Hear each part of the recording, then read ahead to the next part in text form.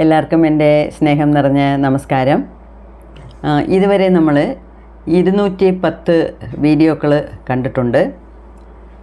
ലാസ്റ്റായിട്ട് ഒരു 60 വീഡിയോകളിൽ നമ്മൾ the power of sub conscious mind എന്നുള്ള ബുക്ക്, ജോസഫ് മർഫിയുടെ ബുക്കിൻ്റെ റിവ്യൂ ആണ് 60 വീഡിയോസിലായിട്ട് നമ്മൾ കണ്ടത്. അപ്പം 60 പൊക്കിഷങ്ങളായിട്ടാണ് ഞാൻ കരുതുന്നത്. എന്നുവെച്ചാൽ ഓരോ വീഡിയോയിലും അദ്ദേഹം ഒരുപാട് കാര്യങ്ങൾ നമുക്ക് പറഞ്ഞു തന്നു. അതാണ് എനിക്ക് ബുക്ക് വായിച്ചിട്ട് നിങ്ങൾക്ക് പറഞ്ഞു തരാൻ പറ്റിയത്. അപ്പം അതിന് പിന്നെ ഇടയ്ക്ക് ഞാൻ കുറച്ച് ഗുരുദേവ് നിത്യാനന്ദയുടെ വീഡിയോസ് ഇട്ടിരുന്നു. അതിന് പിന്നെ ഇന്നോട്ട് ഞാൻ പിന്നെ വീണ്ടും ബുക്ക് റിവ്യൂ തുടങ്ങാമെന്ന് വിചാരിച്ചു. അപ്പം ഈ ബുക്ക് റിവ്യൂ എന്ന് പറയുമ്പോഴേ, ഇപ്പം ഞാൻ എടുക്കുന്ന ബുക്ക് എൻ്റെ ആദ്യത്തെ ഗുരുവായ സദ്ഗുരു ജഗ്ഗി വാസുദേവ് എൻ്റെ ബുക്കാണ്. അപ്പം ഇതിൽ എനിക്ക് 1-2 വാക്കുകൾ പറയാനുണ്ട് നിങ്ങളുടെ കൂടെ. ഞാൻ കൊച്ചിലേ സ്പിരിച്വലായിരുന്നു. നമ്മൾ എന്താ വെച്ചാൽ നമ്മുടെ വീട്ടിലെല്ലാവരും പൂജയും പുനസ്കാരവുമായിട്ട് നടന്നു. ഞാൻ അതുകൊണ്ടാണ് ജനിച്ചപ്പം തൊട്ടേ വെജിറ്റേറിയനായിട്ട് ഇരുന്നത്. എന്താ വെച്ചാൽ അപ്പം നമ്മുടെ വീട്ടിലാരും ഒന്നും നേരത്തെ എല്ലാം കഴിച്ചുകൊണ്ടിരുന്നവരാണ്. പക്ഷേ ഈ ഞാനൊക്കെ ജനിക്കുന്ന സമയത്ത് അതിന് മുമ്പേ, കുറച്ച് നാളെ മുമ്പേ ഞങ്ങളുടെ അപ്പൂപ്പനും അമ്മൂമ്മയൊക്കെ വീട്ടിൽ പൂജാമുറിയൊക്കെ നല്ല വിസ്തരിച്ച് കെട്ടി രാവിലെയും വൈകുന്നേരവും വിളക്ക് കത്തിച്ച് തേങ്ങ ഉടച്ച് പഴമൊക്കെ നൈവേദ്യം ചെയ്ത് വളരെ ദിവസം പൂജയൊക്കെ ചെയ്യുന്നതുകൊണ്ട് അവർ നോൺ വെജ് പരിചിതം അങ്ങ് നിർത്തി. അപ്പം ഞാൻ ജനിച്ചപ്പോഴേ നമ്മുടെ വീട്ടിലെല്ലാവരും വെജിറ്റേറിയൻസാണ്. അങ്ങനെയാണ് ഇന്ന് വരെ എനിക്ക് നോൺ വെജിൻ്റെ ടേസ്റ്റ് എങ്ങനെയാണെന്ന് പോലും എനിക്ക് അറിഞ്ഞുകൂടാ. അങ്ങനെ ആയിരുന്നു. പക്ഷേ ഈ ബിസി ഹെക്റ്റിക് ഷെഡ്യൂളായിരുന്നു സ്കൂളിലെ ജോലി. എന്നാലും അതിൻ്റെ ഇടയിലും ഞാൻ അമ്പലങ്ങളിലൊക്കെ പോകും. ദിവസവും 40 വർഷമായിട്ട് ഇപ്പം ലളിതാ സഹസ്രനാമം വായിച്ചുകൊണ്ടിരിക്കുന്നുണ്ട്. ഞാൻ പറഞ്ഞിട്ടുണ്ട് നേരത്തെ, എൻ്റെ ഐശ്വര്യമെല്ലാം ലളിതാ സഹസ്രനാമം വായിക്കുന്നതിൻ്റെ പുറത്ത് കിട്ടിയ ദേവിയുടെ അനുഗ്രഹമാണ്, വേറെ ഒന്നുമല്ല. അപ്പോൾ കൊച്ചിലേ ഞാൻ ദേവി ദേവി ദേവി എന്ന് ഉള്ള ഒരു അട്രാക്ഷനായിരുന്നു, ദേവിയോട് കൂടിയുള്ള ഒരു അടുപ്പമായിരുന്നു എനിക്ക്. പക്ഷേ ഈ പ്രിൻസിപ്പളൊക്കെ ആയപ്പോഴേ ഭയങ്കര ഷെഡ്യൂളായിരുന്നു. ഒരു 18 മണിക്കൂറെങ്കിലും ഞാൻ സ്കൂളിൽ ചിലവിടും, അത്രയ്ക്ക് ജോലിയായിരുന്നു. അപ്പം ഈ ലളിതാ സഹസ്രനാമം പോലും എനിക്ക് നേരെ ചൊവ്വേ ദിവസവും പൂജ ചെയ്യാൻ പറ്റാത്ത ഒരു സമയമായിരുന്നു. എന്തായിരുന്നാലും സമയം കിട്ടുമ്പോഴൊക്കെ അത് വായിക്കും, പാരായണം ചെയ്യും, അങ്ങനെയൊക്കെ ആയിരുന്നു. പിന്നെ റിട്ടയറായ പിന്നീട് കുറെ കൂടെ ഈ ഗുരുക്കന്മാരെ തേടുന്ന ലൈനിലോട്ട് ഞാനങ്ങ് മാറി. ഏത് ഗുരുവിനെ നമുക്ക് ഫോളോ ചെയ്യാം, ആര് പറയുന്നത് ശരി, എന്തുവാ എന്ന് എന്നെ അറിയാണ്ട് എൻ്റെ ജീവിതത്തിനെ ആ ലൈനിലോട്ട് നയിച്ചു കൊണ്ടുപോയി. അപ്പോഴാണ് സദ്ഗുരുവിൻ്റെ കാര്യം എനിക്ക് അറിയാൻ വരുന്നത്. എത്രയോ വർഷമായിട്ട് ഞാൻ ചെന്നൈയിലിരുന്നിട്ടും, ചെന്നൈയുടെ അടുത്താണ് കോയമ്പത്തൂർ. പക്ഷേ കോയമ്പത്തൂരിലുള്ള ഈശാ യോഗ സെൻറ്ററിനെ കുറിച്ചോ സദ്ഗുരുവിനെ കുറിച്ചോ എനിക്കൊന്നുമേ അറിഞ്ഞിട്ടില്ല.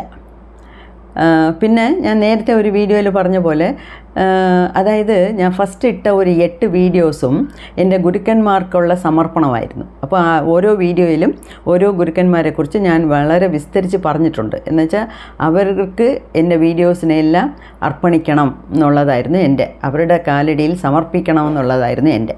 അങ്ങനെ തന്നെയാണ് ഞാൻ ചെയ്തത്. അതിൽ ആദ്യത്തെ ഗുരുവായിട്ട് ഞാൻ പറഞ്ഞത് സദ്ഗുരുവാണ്.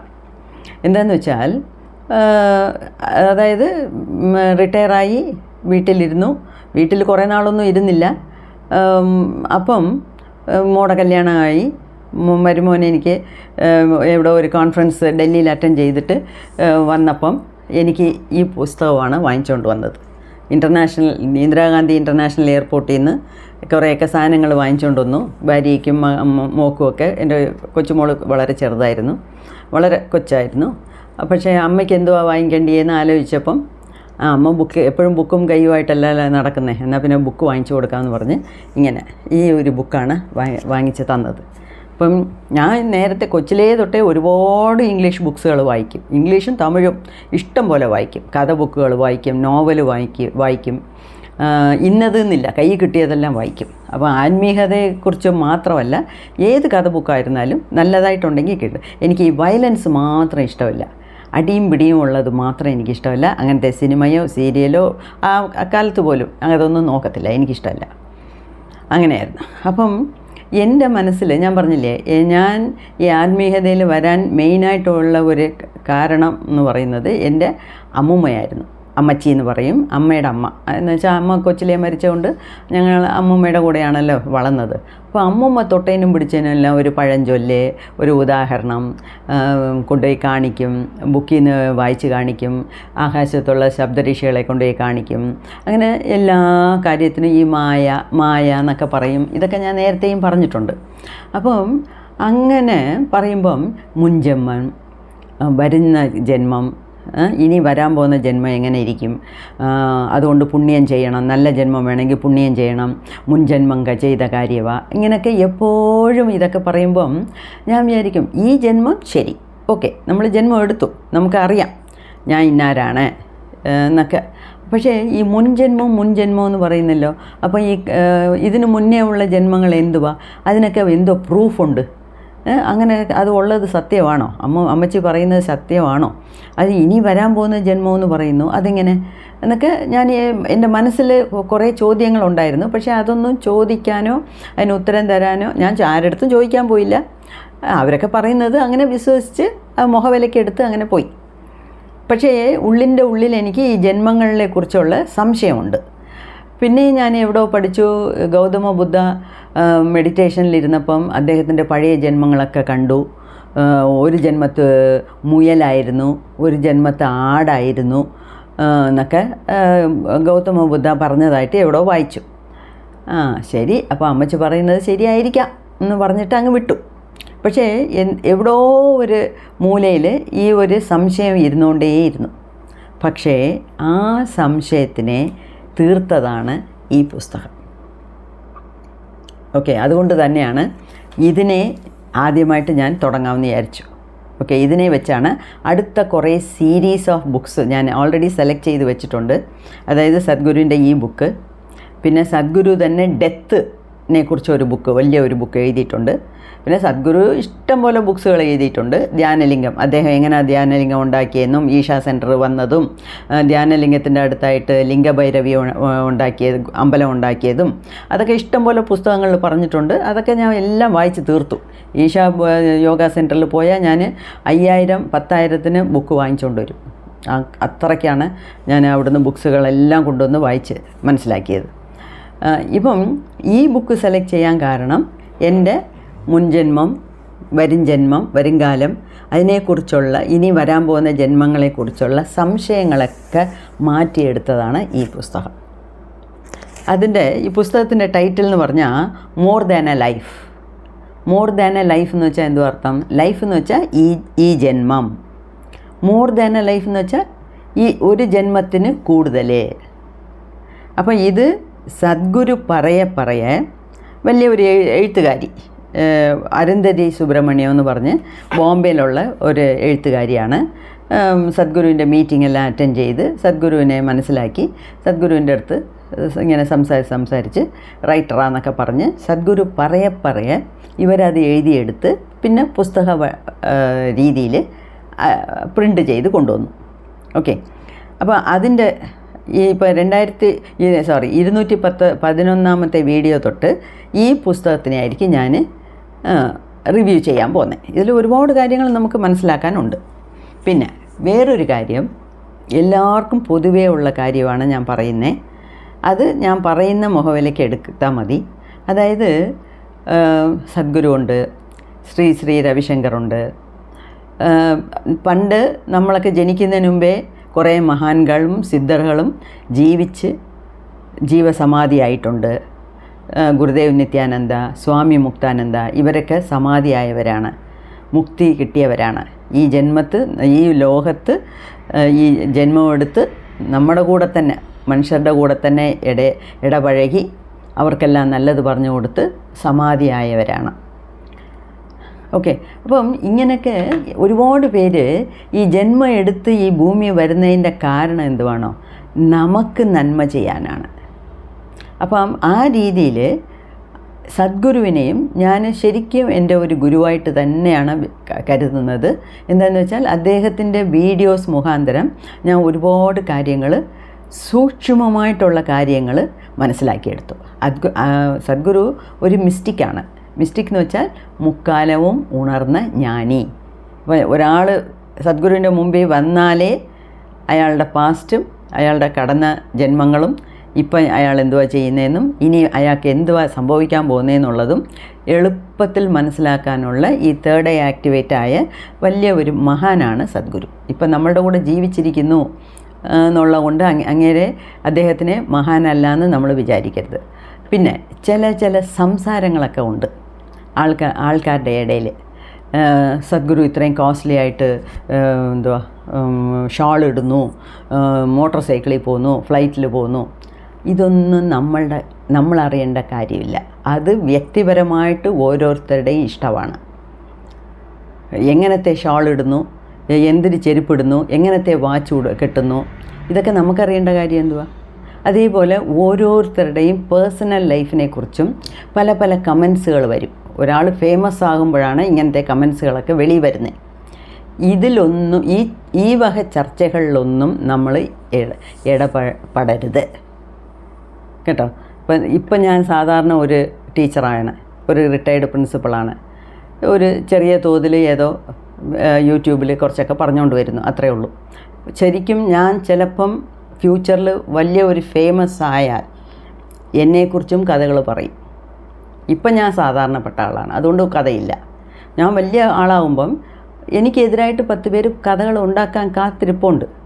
പക്ഷേ നമുക്ക് അതാരായിരുന്നാലും ശരി, XYZ ആവട്ടെ, അവർ എന്തെങ്കിലും നമുക്ക്, അതായത് മനുഷ്യർക്ക് നല്ലത് പറഞ്ഞു തരാൻ പുറപ്പെട്ടിരിക്കുവാണോ, നല്ലത് പറഞ്ഞോ അത് കേൾക്കുക. ഇഷ്ടമുണ്ടെങ്കിൽ ഫോളോ ചെയ്യുക, ഇല്ലെങ്കിൽ അവിടെ വെച്ച് അങ്ങ് നിർത്തുക. അത്രയേ ഉള്ളൂ. നമുക്ക് വേറൊരാളിൻ്റെ വ്യക്തിപരമായിട്ടുള്ള പേഴ്സണൽ ലൈഫിനെ കുറിച്ച് സംസാരിക്കാനേ പാടില്ല. അത് മഹാന്കളെക്കുറിച്ച് മാത്രമല്ല, അടുത്ത വീട്ടിലെ ഒരാളായിരുന്നാലും ശരി. ഇവൻ ഇങ്ങനെ അവളുടെ കൂടെ ഓടിപ്പോയി, അവൻ്റെ കൂടെ ഓടിപ്പോയി, ഇങ്ങനത്തെ ഒരു താഴ്ന്ന സംസാരമൊന്നും നമ്മൾ സംസാരിക്കാൻ പാടില്ല. എസ്പെഷ്യലി നമ്മൾ യോഗിക് ലൈഫാണ് ഇനി ലീഡ് ചെയ്യാൻ പോകുന്നത്. നമ്മൾ എന്ന് നിങ്ങളെല്ലാം കൈലാഷ് ചാനൽ നോക്കാൻ തുടങ്ങിയോ അന്ന് തൊട്ടേ നിങ്ങളൊക്കെ യോഗികളാണ്. എന്നുവെച്ചാൽ ആ പാതയിൽ നമ്മൾ നടക്കാൻ തുടങ്ങി. അങ്ങനെ ഉള്ളപ്പം പൊതുവേ ഞാൻ നേരത്തെ പറഞ്ഞിട്ടുണ്ട്, ഈ പരദൂഷണം പറയുന്നത്, ഗോസിപ്പിംഗ് എന്ന് പറയുന്നത് ആത്മാവിൻ്റെ ക്യാൻസറാണ്. അത് കയ്യിലോ കാലിലോ വരുന്ന ഒരു ക്യാൻസറല്ല മുറിച്ച് കളയാൻ. ആത്മാവിനെ വരെ ബാധിക്കുന്നതാണ് വേറൊരാളിനെക്കുറിച്ച് പരദൂഷണം പറയുന്നത്. പക്ഷേ നമ്മൾ ഒരുപാട് പേർക്ക് ഈ പരദൂഷണം പറയുന്നതിൽ ഭയങ്കര ഒരു സന്തോഷമുണ്ട്. അത് എന്തൊരു സന്തോഷം! അതാണ് സാഡിസം എന്ന് പറയുന്നത്. അത് നല്ല സന്തോഷമല്ല. അപ്പം സാധാരണപ്പെട്ട ഒരാളിനെക്കുറിച്ച് പരദൂഷണം പറയരുതെന്ന് പറയുമ്പം ഇതുപോലെ നാട്ടിനെ നന്നാക്കാനും ലോകത്തിനെ നന്നാക്കാനും മനുഷ്യർക്ക് അവരുടെ ലെവലിൽ നിന്ന് ഉയർന്ന തലത്തിലിരുന്നുകൊണ്ട് അവർക്ക് നല്ലത് ചീത്ത പറഞ്ഞു കൊടുക്കാനും പുറപ്പെട്ടിരിക്കുന്ന മഹാന്കളെക്കുറിച്ച് നമ്മൾ ഒറ്റ വാക്കും നെഗറ്റീവായിട്ട് സംസാരിക്കാൻ പോകരുത്. ഇഷ്ടമുണ്ടെങ്കിൽ അവർ പറയുന്നത് കേൾക്കുക, ഇല്ലെങ്കിൽ അവിടെ വെച്ച് നിർത്തുക. ഇത് ഞാൻ സദ്ഗുരുവിൻ്റെ കാര്യത്തിൽ നിന്നല്ല, ഏത് മഹാൻ്റെ കാര്യത്തിലും ഇത് ആപ്ലിക്കബിളാണ്. ഓക്കെ, അതുമാത്രം എനിക്ക് എല്ലാവരുടെ അടുത്തും കർശനമായിട്ട് പറയാനുണ്ട്. എന്തിനാ വെറുതെ വല്ലവരുടെയും പേഴ്സണൽ ലൈഫിനെ കുറിച്ച് നമ്മൾ സംസാരിക്കുന്നത്? അതിൻ്റെ ആവശ്യമില്ല. നമ്മളുടെ ജോലി അതല്ല. നമ്മളുടെ ജോലി നമുക്കുള്ള കടമകളെ ചെയ്യുക, 50% ജോലി. അടുത്ത 50% നമ്മുടെ ആത്മാവിൻ്റെ ഉന്നതിക്ക് വേണ്ടി പ്രയത്നിക്കുക. മുക്തി നേടാനുള്ള എല്ലാ സാഹചര്യങ്ങളും ഉണ്ടാക്കുക. അതാണ് നമുക്ക് തന്നിരിക്കുന്ന ജോലി. ഈ ജന്മം എടുത്തതിൻ്റെ അർത്ഥം അതാണ്, വേറൊന്നുമല്ല. ഓക്കെ, അപ്പം ഇത് ബുക്കിലോട്ട് നോക്കാം. ഇത് സദ്ഗുരു എന്ന് പൊതുവേ കോടിക്കണക്കാന് ആൾക്കാർ all over the world millions of people are following Sadhguru. Okay, അപ്പം ഇതിൽ ഈ ബുക്ക് ഞാൻ എടുത്തതിൻ്റെ കാരണം ഇതിനകത്ത് നമുക്ക് പഠിക്കാൻ ഒരുപാടുണ്ട്. ഞാൻ ഒരുപാട് അതിനകത്ത് വായിച്ച് മനസ്സിലാക്കിയതുകൊണ്ട് അതിനെ നിങ്ങളുടെ അടുത്ത് പങ്കിടാമെന്ന് വിചാരിച്ചു. ഓക്കെ, ഇതിൽ ഫസ്റ്റ് ഇത് അരുന്ധതി സുബ്രഹ്മണ്യൻ തന്നെ സദ്ഗുരുവിനെ കുറച്ച് ഒരു ഇൻട്രൊഡക്ഷനൊക്കെ തന്നിട്ടുണ്ട്. നമ്മൾ അതൊക്കെ കുറേ പേജുകൾ എഴുതിയിട്ടുണ്ട്. അതൊന്നും നമ്മൾ ഡീറ്റെയിൽ ആയിട്ട് നോക്കണ്ട. അത് വ്യക്തിപരമായിട്ട് അവരുടെ ഒപ്പീനിയനാണ്. ഇത് the story of an exceptional man, അത് മാത്രമേ എനിക്ക് ഇഷ്ടപ്പെട്ടു. ബാക്കിയെല്ലാം ഇഷ്ടപ്പെട്ടില്ല എന്നല്ല, എനിക്ക് പറയണമെന്ന് തോന്നി. അപ്പം this is a story of an exceptional man. Exceptional man എന്ന് വെച്ചാൽ സാധാരണ ആളിൻ്റെ കൂട്ടല്ല, ഇദ്ദേഹം ഒരു അസാധാരണമായ ഒരാളാണ് എന്നുള്ളതാണ് ഈ ഓത്തർ അരുന്ധതി പറയാൻ വരുന്നത്. പിന്നെ ഇത് ഒരു സംഭാഷണയാണ്. സദ്ഗുരു പറയെ ഇവരെ എഴുതിയെടുത്തു ആദ്യം, പിന്നെ അതിനെ ബുക്കിൻ്റെ രീതിക്ക് എഴുതി റെഡിയാക്കി. ഓക്കെ, അപ്പോൾ ഒരു പ്രാവശ്യം സദ്ഗുരുവിൻ്റെ അടുത്ത് ഇവർ ചോദിച്ചു പോലും, ഈ ബൈബിളിൽ പറഞ്ഞിട്ടുണ്ടല്ലോ, but many are called and few chosen എന്ന് ബൈബിളിൽ പറഞ്ഞല്ലോ സദ്ഗുരു, അതിൻ്റെ അർത്ഥം എന്തുവാന്ന് ചോദിച്ചു. അപ്പം സദ്ഗുരു പറഞ്ഞു, many are called but few choose എന്ന് വേണം പറഞ്ഞിരിക്കേണ്ടത് എന്ന്. ഇതിലെന്തുവാ ഇതിൻ്റെ അർത്ഥം എന്തുവാന്ന് വെച്ചാൽ, മെനി ആർ കോൾഡ് എന്ന് പറഞ്ഞാൽ ദൈവം പലരെയും ഈ ആത്മീയതയിലുകൂടി കൊണ്ടുപോകാൻ പലരെയും സെലക്ട് ചെയ്യുന്നു. അതായത് മെനി ആർ കോൾഡ്, എല്ലാവരെയും വിളിക്കുന്നു. ആത്മീയതയിലോടുകൂടി വേണം നമ്മൾ ജീവിക്കാൻ, അതിനെ വിട്ടിട്ടുള്ള ഒരു ജീവിതം ശരിയല്ല എന്ന് ഒരുപാട് പേരെ വിളിക്കുന്നു. പക്ഷേ ചിലരെ അതിന് അർഹതപ്പെട്ടവരായിട്ട് മാറുന്നുള്ളൂ എന്ന് ബൈബിളിൽ പറഞ്ഞെന്ന്. അപ്പോൾ സദ്ഗുരു പറഞ്ഞത് മെനി ആർ കോൾഡ്, അത് സത്യം തന്നെ. അതായത് മെനി ആർ കോൾഡ് എന്ന് വെച്ചാൽ എല്ലാവരെയും നല്ല ജീവിതം നയിക്കണമെന്നാണ് പറഞ്ഞു തരുന്നത്. എല്ലാവർക്കും പറഞ്ഞിട്ടുള്ളത് അതാണ്. ഓക്കെ, പക്ഷേ ബട്ട് ഫ്യൂ ചൂസ് എന്ന് വെച്ചാൽ ദൈവം അവരെ സെലക്ട് ചെയ്യുന്നു എന്നല്ല, അതിന് സമ്മതിച്ചു കൊടുക്കുന്നത് ചില 1-2 ആൾക്കാരേ ഉള്ളൂ. കോടിക്കണക്കാന ആൾക്കാർ ഈ ഭൂലോകത്തുണ്ട്. അവർക്ക് എല്ലാവർക്കും പറഞ്ഞു തരുന്നത് നല്ല രീതിയിൽ ജീവിക്കണം, ഏതെങ്കിലും മതം, ഏതെങ്കിലും രാജ്യം നിങ്ങൾ നല്ല രീതിയിൽ ജീവിക്കണ്ട, തോന്നിയ മാസം കാണിച്ചാൽ മതി എന്ന് പറയുന്നുണ്ടോ? ഒരുത്തരും പറയത്തില്ല, ഒരു മതവും പറയത്തില്ല, ഒരു രാജ്യവും പറയത്തില്ല. അപ്പം നല്ല രീതിയിൽ ആത്മീയതയോടുകൂടി ഒരു ബ്ലെൻഡായ ഒരു നല്ല ജീവിതം ജീവിക്കണമെന്നാണ് നമുക്കെല്ലാവർക്കും പറഞ്ഞു തന്നിട്ടുള്ളത്. Many are called but few choose എന്ന് വെച്ചാൽ എന്തുവാ? പക്ഷേ എല്ലാവർക്കും ആ പാതയിലോട്ട് പോകാൻ ഇഷ്ടമല്ല. അത് സത്യം തന്നെയാണ്. ഇതൊക്കെയാണ് ഗോൾഡൻ വേർഡ്സ് എന്ന് പറയേണ്ടത്. ഇപ്പം എൻ്റെ ഫ്രണ്ട്സ്, എൻ്റെ കൂടെ ജോലി ചെയ്ത ടീച്ചേഴ്സ്, എൻ്റെ ഫ്രണ്ട്സ്, അവരുടെ അടുത്തൊക്കെ ഇങ്ങനെ ഒരു സ്പിരിച്വൽ ചാനലുണ്ട്, അതിനകത്ത് ഞാൻ പറഞ്ഞിരിക്കുന്നതൊക്കെ ഒന്ന് കേള് എന്നൊക്കെ പറഞ്ഞാലേ എൻ്റെ ഫ്രണ്ട്സ് മുഖത്തിലിട്ടടിച്ച മരുമൺ, അയ്യേ വേറെ ജോലിയില്ല, എനിക്കും സ്പിരിച്വാലിറ്റിക്കും യാതൊരു സംബന്ധവും ഇല്ല, ഞാൻ ജോളിയായിട്ടിരിക്കണം, ഏതോ ജനിച്ചു മരിക്കുന്നവരെ സന്തോഷമായിട്ട് ഇരുന്നിട്ട് പോകണം, അത്രേ ഉള്ളൂ. ഇതിന് മുകളിലെല്ലാം എൻ്റെ അടുത്ത് ഇതെല്ലാം പറഞ്ഞുകൊണ്ട് വരാതെ ഞാൻ നിൻ്റെ ചാനൽ സബ്സ്ക്രൈബ് ചെയ്യത്തുമില്ല, ഞാൻ കേൾക്കത്തുമില്ല, എനിക്കിഷ്ടമല്ല എന്ന് പറയുന്ന ഒരുപാട് ആൾക്കാരെ ഞാൻ കണ്ടു. അപ്പം ആ ഭക്തിയുണ്ടോ ഇല്ലയോ, നല്ലൊരു രീതിയിൽ ജീവിക്കണം, അത് ഏത് രീതിയിൽ ജീവിക്കണമെന്ന് വേദത്തിലും ഉപനിഷത്തിലും പറഞ്ഞിട്ടുണ്ട്. വാട്ട് ഈസ് ഹിന്ദുയിസം എന്ന് ചോദിച്ചപ്പം Hinduism is not a religion എന്നാണ് പറഞ്ഞത്. ഹിന്ദുയിസം എന്ന് പറയുന്നത് ഒരു മതമല്ല. അത് പിന്നെ എന്തുവാ?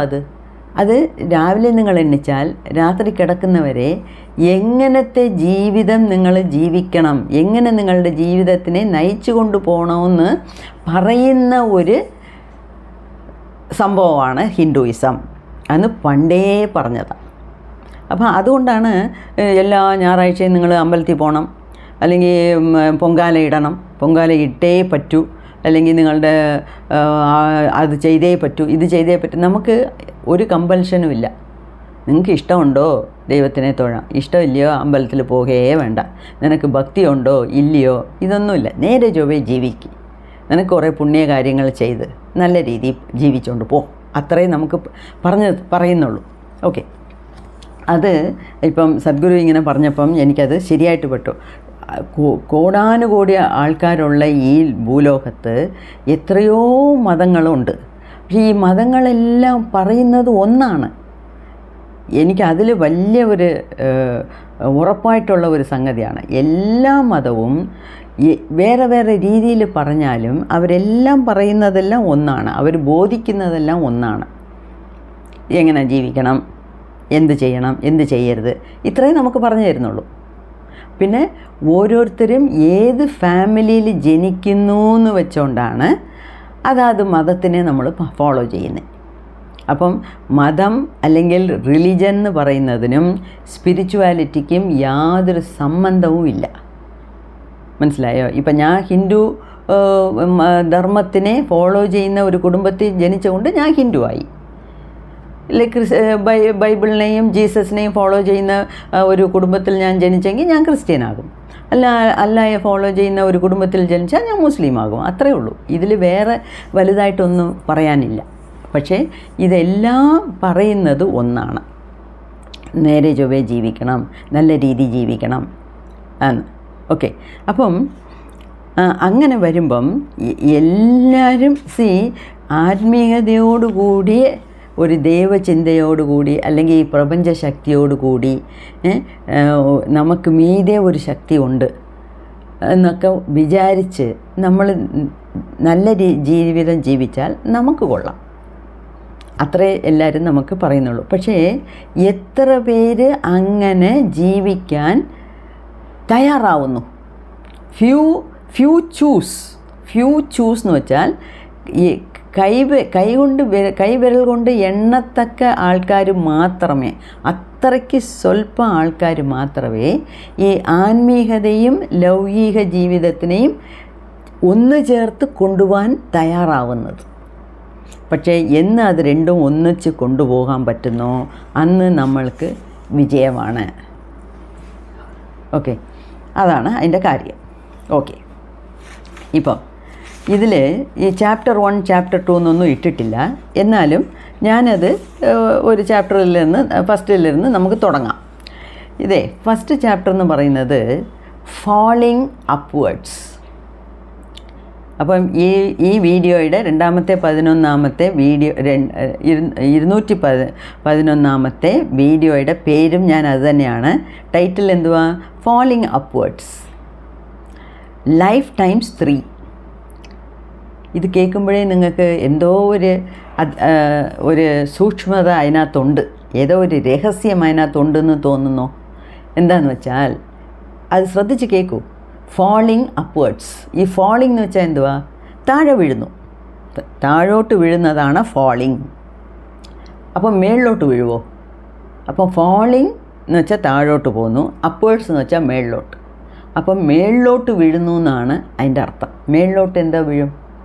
ഗ്രാവിറ്റേഷണൽ, ഭൂമിയുടെ അട്രാക്ഷൻ കൊണ്ട് ഏത് മേളിൽ ഇട്ടാലും താഴെയാണ് വരുന്നത്, ഇല്ലയോ? അപ്പോൾ ഫാളിങ് അപ്വേർഡ്സ് എന്ന് പറയുന്നത് ഒരു തലതിരിഞ്ഞ ഒരു ടൈറ്റിലായിട്ട് നിങ്ങൾക്ക് തോന്നാം. ലൈഫ് ടൈംസ് 3 എന്ന് വെച്ചാൽ ഈ ചാപ്റ്ററിൽ ഇപ്പം സദ്ഗുരു ജീവിച്ചിരിക്കുന്നു. ഈശാ യോഗ കോയമ്പത്തൂരിലെ വെള്ളിയങ്കിരി മലയുടെ അടിവാരത്തിലുള്ള ഈശാ യോഗ സെൻറ്ററിൻ്റെ സ്ഥാപകനാണ്. നല്ല യോഗ ടീച്ചറാണ്. ഒരുപാട് കാര്യങ്ങൾ ആത്മീയതയെക്കുറിച്ച് നമുക്ക് പറഞ്ഞു തന്നിട്ടുണ്ട്. ഓക്കെ, അത്രമാത്രം നമുക്കിപ്പോൾ അറിഞ്ഞാൽ മതി. അദ്ദേഹം ഉണ്ടാക്കിയതാണ് ധ്യാനലിംഗം, ലിംഗഭൈരവി ടെമ്പിൾ, പിന്നെ ചന്ദ്രകുണ്ട്, സൂര്യകുണ്ട് എന്നൊക്കെ ഈശാ യോഗ സെൻറ്ററിൽ ഉണ്ടാക്കി വെച്ചിട്ടുണ്ട്. ഞാൻ പലവട്ടം അവിടെ പോയതാണ്. അപ്പോൾ അതിനെക്കുറിച്ചൊക്കെ സമയം വരുമ്പം പറയാം. ഇപ്പം നമുക്ക് ബുക്ക് റിവ്യൂ ആണ് മെയിൻ. അതുകൊണ്ട് അതിനെക്കുറിച്ചൊന്നുമില്ല. വേണമെങ്കിൽ അങ്ങനത്തെ ബുക്കുകളൊക്കെ ഉണ്ട്. എങ്ങനെ ധ്യാനലിംഗം ഉണ്ടാക്കിയെന്നുള്ള ബുക്സൊക്കെ സദ്ഗുരു എഴുതി വെച്ചിട്ടുണ്ട്. അതൊക്കെ വേണമെങ്കിൽ നമുക്ക് പറയാം. ഞാൻ എല്ലാം വായിച്ച് മനസ്സിലാക്കിയിട്ടുണ്ട്. ഓക്കെ, അത് പിന്നെ ഇപ്പം ലൈഫ് ടൈംസ് 3 എന്ന് പറഞ്ഞാൽ ഇപ്പം സദ്ഗുരു ജീവിക്കുന്ന ഇതൊരു ജന്മം. ഇതിൻ്റെ മുൻപത്തെ 3 ജന്മത്തെ കാര്യങ്ങളാണ് ഈ ഒരു ചാപ്റ്ററിൽ പറയുന്നത്.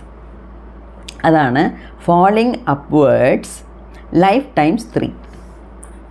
ഓക്കെ, അപ്പോൾ ഇത് വായിച്ച പിന്നീടാണ് എനിക്ക് ഈ മുൻജന്മത്തിനെക്കുറിച്ചും വരും ജന്മത്തിനെക്കുറിച്ചുമുള്ള സംശയങ്ങൾ പരിചിതം മാറിക്കിട്ടിയത്. എന്നുവെച്ചാൽ സദ്ഗുരുവിൻ്റെ മെഡിറ്റേഷനിൽ ഇരിക്കുമ്പം മനസ്സിലാക്കിയതാണ് ഇതെല്ലാം. ഓക്കെ, അപ്പോൾ സദ്ഗുരുവിനെ പോലെ ഒരു മഹാൻ വെറുതെ കള്ളം പറയേണ്ട കാര്യമില്ല. ഗൗതമ ബുദ്ധ ഞാൻ ഒരു ജന്മത്ത് ആടായിരുന്നു, ഒരു ജന്മത്ത് മുയലായിരുന്നു, ഒന്ന് കള്ളം പറയേണ്ട ആവശ്യമൊന്നുമില്ല. അവർ ഉണ്ടാക്കി ചമഞ്ഞ് കെട്ടിയ കഥയുമല്ല, അതിൻ്റെയും ആവശ്യം അവർക്കില്ല. അല്ലാതെ അവർക്ക് എത്രയോ പേര് അവരെ പിന്തുടർന്ന് പോയി അവർ പറയുന്നതെല്ലാം ചോദിച്ച് മനസ്സിലാക്കി കേട്ട് നല്ല നിലയിൽ ജീവിച്ചിട്ടുണ്ട്, മുക്തി കിട്ടിയിട്ടുണ്ട്. ഓക്കെ, അപ്പം ഇതിൽ എനിക്ക് പൂർണ്ണ വിശ്വാസമുള്ളത് കൊണ്ട് മാത്രമാണ് ഈ ബുക്കിനെ ഞാൻ റിവ്യൂക്ക് എടുത്തിട്ടുള്ളത്. ഓക്കെ, ഇപ്പം അതായത് ഈ ജന്മത്തിൻ്റെ 3 തലമുറ, 3 ജന്മത്തിനെ കുറിച്ചാണ്. അപ്പം ഫസ്റ്റ് പറയാൻ പോകുന്നത് ഇപ്പോൾ ഉള്ളതിൻ്റെ 3ാമത്തെ. ഇങ്ങനെയാണ് തുടങ്ങുന്നത്. ഒരു 400 വർഷത്തിന് മുമ്പേ മധ്യപ്രദേശിൽ റൈഗാഡ് എന്നുള്ള ഒരു സ്ഥലമുണ്ട്. ഞാനും മധ്യപ്രദേശത്തിൽ ജബൽപൂർ എന്നുള്ള സ്ഥലത്താണ് ഫസ്റ്റ് പ്രിൻസിപ്പൽ പോസ്റ്റിംഗ് കിട്ടിപ്പോയത്. അപ്പോഴേ ഈ റൈഗാഡ് എന്നുള്ള ഒരു ഡിസ്ട്രിക്റ്റിനെ കുറിച്ച് ഞാൻ കേട്ടിട്ടുണ്ട്. അവിടുത്തെ അടുത്തുള്ള ഒരു സ്ഥലമാണ് റൈഗാഡ്. അത് വളരെ ഡ്രൈ പ്ലേസാണ്. അതിൽ ബിൽവ, BILVA, ബിൽവ എന്നുള്ള ഒരു ഈ പാമ്പിനെയൊക്കെ പിടിച്ച് മഹുടി ഊതി കളിപ്പിക്കുന്നില്ലേ, ആ ഒരാൾ, ആ ഒരു ട്രൈബ്, ആ ഒരു കൂട്ടം ഉണ്ടായിരുന്നു. അതിൽ ബിൽവ എന്ന് ഒരാൾ. ഓക്കെ, ഇവർ ആദിവാസി കുലമാണ്, ആദിവാസികളുടെ ഗ്രൂപ്പിൽപ്പെട്ടതാണ്. ഈ ബിൽവ എന്ന് പറയുന്ന ആളും ഞാനൊക്കെ കൊച്ചിലെ ഒരുപാട് പേര് കണ്ടിട്ടുണ്ട്. ഈ വട്ടത്തിലൊരു കൊട്ടയിൽ ഒരു പാമ്പിനെ പിടിച്ചിടും. അവരിങ്ങനെ മഹുടി ഊതുമ്പോഴത്തേക്ക് പാമ്പ് അതിൽ നിന്ന് എണ്ണിച്ച് വരും. അതൊക്കെ അങ്ങനെ ഈ പാമ്പിനെ പിടിക്കുന്നതും പാമ്പിൽ നിന്ന് വിഷം എടുക്കുന്നതും അതൊക്കെ ആദിവാസികൾ കുറച്ച് പേര് ചെയ്തുകൊണ്ടിരുന്നു. ആ ആദിവാസികളിൽ പെട്ടതാണ് ഈ ബിൽവ എന്ന് പറയുന്ന ആൾ. ഈ ബിൽവ ഭയങ്കര ശിവഭക്തനായിരുന്നു. ഓക്കെ, അതുമാത്രമല്ല ഒരുപാട് റൂൾ ബ്രേക്കിംഗ് ടൈപ്പായിരുന്നു. റൂൾ ബ്രേക്കിംഗ് എന്ന് വെച്ചാൽ മനസ്സിന് ബുദ്ധിക്ക് ശരിയെന്ന് പെട്ടതേ ചെയ്യത്തുള്ളൂ, അല്ലാത്ത കാര്യങ്ങളൊന്നും ചെയ്യത്തില്ല. അങ്ങനത്തെ ഒരു ടൈപ്പായിരുന്നു. ഏതിനെയും ചോദിക്കും, ഇത് സയൻറ്റിഫിക്കായിട്ട് ചിന്തിക്കും, മനസ്സിനും ബുദ്ധിക്കും അക്സെപ്റ്റബിൾ ആണെങ്കിൽ ശരിയെന്ന് പെട്ടാൽ മാത്രമേ അത് ഫോളോ ചെയ്യത്തുള്ളൂ, അല്ലെങ്കിൽ ഫോളോ ചെയ്യത്തില്ല. അങ്ങനെയൊക്കെ ഉള്ള ഒരാൾ, ഭയങ്കര അഹങ്കാരവും തിമിരും പിടിച്ച ഒരാളായിട്ടാണ് ബിൽവയെ എല്ലാവരും കരുതിയിരിക്കുന്നത്. അവർ ആദിവാസികളാണ്. അപ്പം ഈ അപ്പോഴെന്നല്ല, ഇന്നും ജാതി വിട്ട് ജാതി കല്യാണം കഴിക്കുന്നത് ഒരു വലിയ ഒരു സംഭവമായിട്ടാണ് നമ്മൾ കാണുന്നത്. അപ്പം 400 വർഷത്തിന് മുമ്പേ എങ്ങനെയാണെന്ന് ആലോചിച്ച് നോക്കണം. ആ ബിൽവ എന്നുള്ള ഒരു പയ്യൻ